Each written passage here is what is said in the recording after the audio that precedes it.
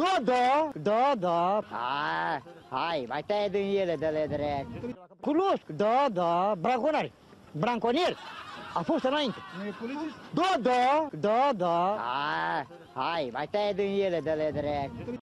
Avem acum la cronică doi polițiști. Unul este civil și celălalt în uniformă.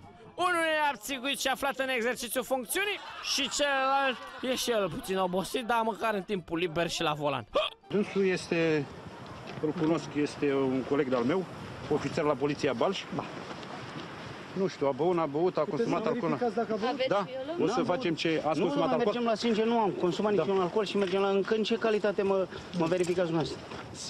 Ai apel la 112? Sunt ofițer superior, îl anunțăm șeful poliției. Păi acum aia vă anunț eu, lăsați că l-anunț eu. Nu accept nicio fiolă, fiindcă nu mai e...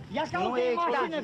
Dar mă dracu, nu te mai ține după mine, lasă-o în pace. Uite, stau în mașina mea și gata. Dom'le, că făcurăți poliția, dă-râți, dom'le. Când era cearta mai întâi, printre polițiști adjective, hop, s-a insinuat și un pădurar, care îl știa pe infractor, că doar el l-a prins odată la braconaj.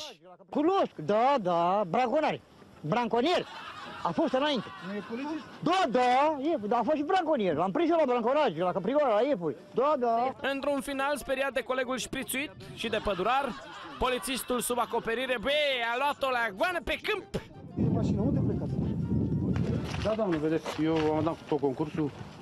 A doua zi s-a prezentat la serviciu ca și cum nimic nu s-ar fi întâmplat. Ba mai mult, avea și ceva explicații pentru fuga rușinoasă. Am plecat datorită că am considerat că viața mea a fost pusă în pericol. Da. La acel bărbat cu mustață, nu spunea braconerule, o să te termen, o să te omor, o să... Era un bărbat de 1,5 m. Dar nu contează înălțimea, doamnă, buturuga mică poate răsturna carul mare. Hai, mai taie din ele de le drept. Cam asta este poliția română în 2010, într-un stat integrat în Uniune. Dacă ar vedea ăia din Germania filmulețul ăsta și-ar pune mâna în cap. Ia uite pe cine am primit în Uniunea Europeană. Na.